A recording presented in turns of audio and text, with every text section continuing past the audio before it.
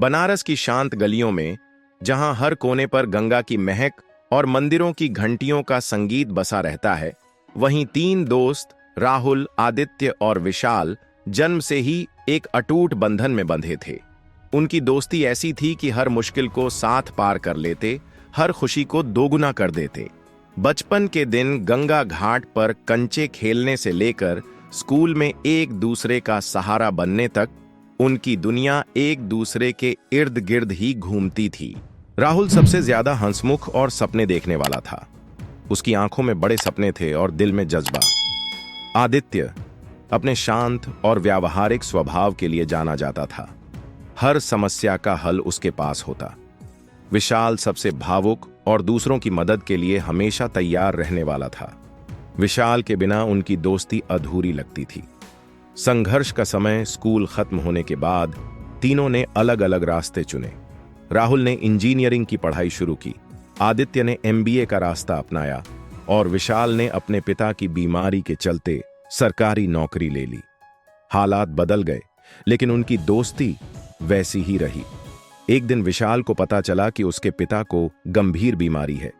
डॉक्टरों ने इलाज के लिए बड़ी रकम मांगी।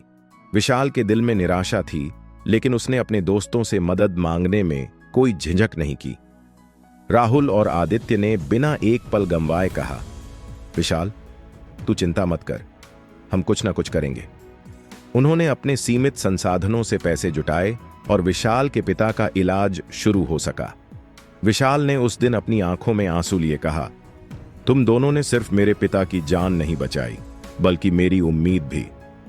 सपनों की उड़ान। कुछ साल बाद राहुल ने अपने सपने को सच करने के लिए एक स्टार्टअप शुरू किया। उसने आदित्य और विशाल को अपने साथ काम करने का प्रस्ताव दिया।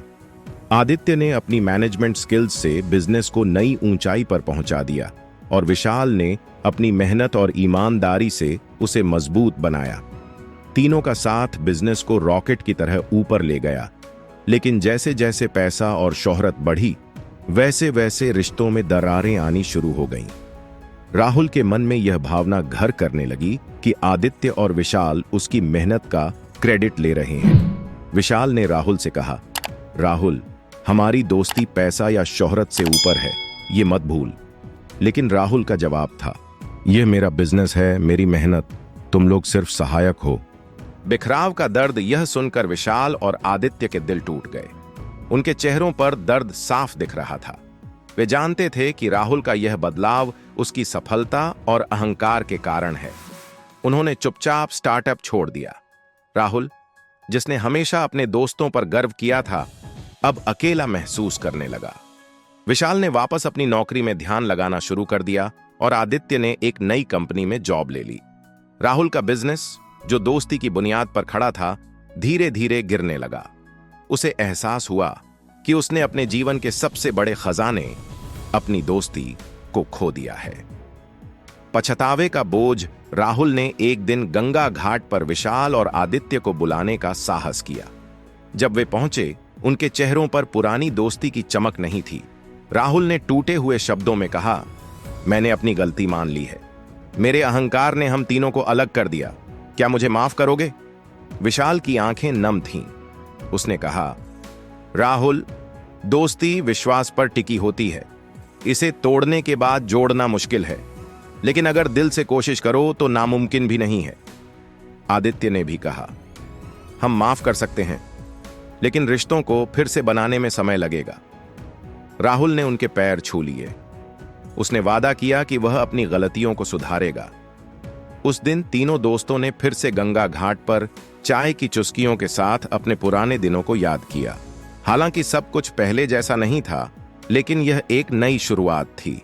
सबक जो सीखने लायक है, इस कहानी ने सिखाया कि दोस्ती धन दौलत या सफलता से कहीं ऊपर होती है। रिश्ते तभी टिकते हैं जब उनमें विश्वास और सम्मान हो, और जब रिश्ते टूट जाएं, तो उन्हें जोड़ने का साहस और सच्चा पछतावा ही उन्हें बचा सकता है। राहुल, आदित्य और विशाल की कहानी सिर्फ दोस्ती की कहानी नहीं थी, बल्कि यह जीवन का एक सबक है। सच्चे रिश्ते दुनिया की सबसे बड़ी दौलत हैं। आशा करता हूं कि आज की कहानी आप लोगों को जरूर पसंद आई होगी। इस वीडियो को अपने रिश्तेदारों में और दोस्तों में जरूर शेयर कीजिए और एक लाइक और कमेंट करना मत भूलिए।